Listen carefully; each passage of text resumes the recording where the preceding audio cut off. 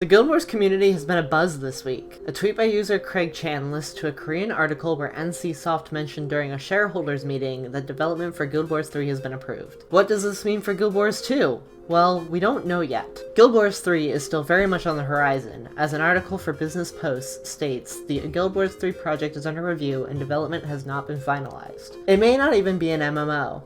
But for now, let's imagine it is. And these are the top 8 things I would want from a Guild Wars 3 MMO. Number 8.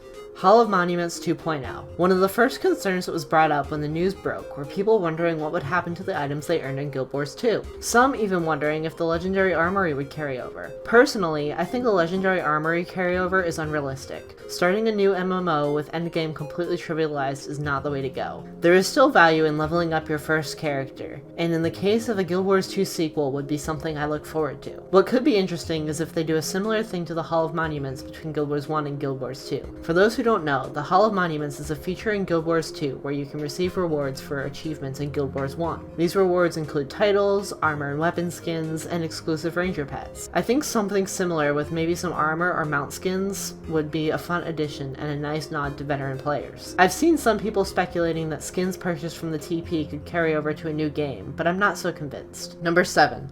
Player housing. Player housing is a feature that has been highly requested with each expansion announcement. Currently in Guild Wars 2, we have the home instance with unlockable resource nodes, but it's not customizable housing on the level of, say, ESO or WildStar. The closest thing we've gotten to customizable housing in Guild Wars 2 is guild halls. I used to have a coworker who would get paid gold in ESO to help players decorate their homes. I think having a guild hall level of customization in a new home instance where you could invite in your friends and show it off could be a great feature to bring into a new Guild Wars game.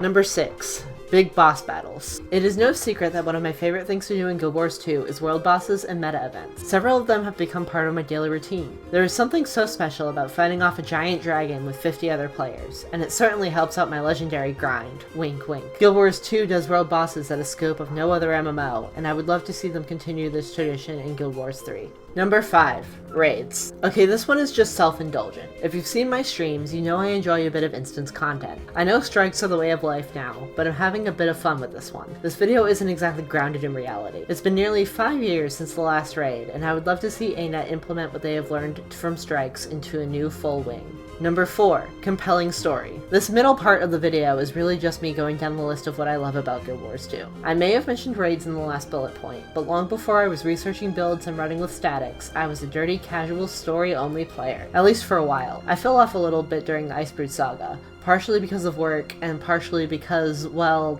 who didn't? End of Dragons may have saved me a little bit, but sometimes I find myself with the rose-colored nostalgia glasses daydreaming about the days of Living World Season 4. With the Elder Dragons out of the picture and a supposed clean slate with a new game, it would be really cool to see what stories the developers could tell, which leads us into number 3, new locations. Guild Wars 1 and 2 have had their stories pretty centralized to the same area, Krita, Alona, and Cantha. I would love to go somewhere we've never gone before, like the other Char homelands, or maybe even on the other side of the world. Somewhere so new that maybe they don't feel beholden to doing callbacks in the story material because it's entirely new ground. There are so many possibilities, including number 2.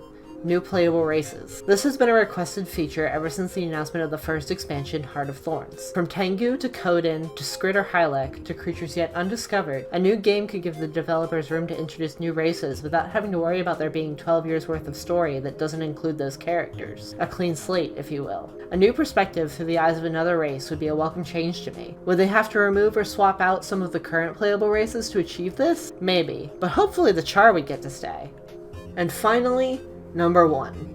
Clear design goals. So I was going to include things on this list, such as refined systems like LFG or better guild implementation, but I think that also largely falls into this category. One of the biggest problems plaguing Guild Wars 2 is an inability to set a direction and stick to it. From guild halls and missions, to raids, to the Icebrood Saga, to PvP Stronghold, and now most prominently World v World alliances. I see a lot of hopping around from shiny new feature to shiny new feature. The biggest thing I would want from Guild Wars 3 is for ArenaNet to pick a system and stick to it. I want them to be able to wade through the ups and downs rather than jumping ship when it starts to lose steam. This above all else is what I believe could elevate the Guild Wars IP significantly. You don't have to reinvent the wheel in order to create something invigorating. And those are some of the things I would most want to see from a possible Guild Wars 3. Again, do keep in mind that nothing has technically been confirmed by ArenaNet yet, but I wanted to create this video as just a fun speculation. What do you think? Is there anything I haven't mentioned that you would want to see? Is there perhaps a genre other than MMO that you think would work for the Guild Wars IP? Let me know in the comments below. Like and subscribe if you want to see more videos like this, and thanks for watching!